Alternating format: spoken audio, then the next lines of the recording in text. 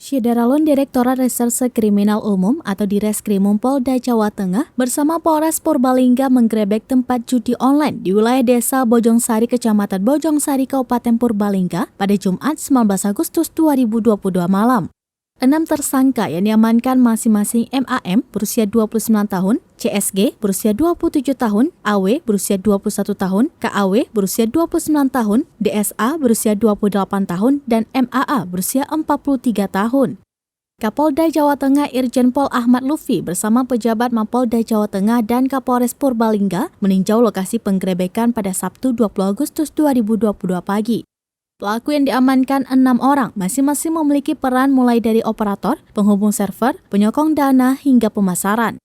Hasil penyelidikan server judi online ini berpusat di Kamboja. Modus operandinya, para tersangka menjual slot dengan sasaran rumah mewah.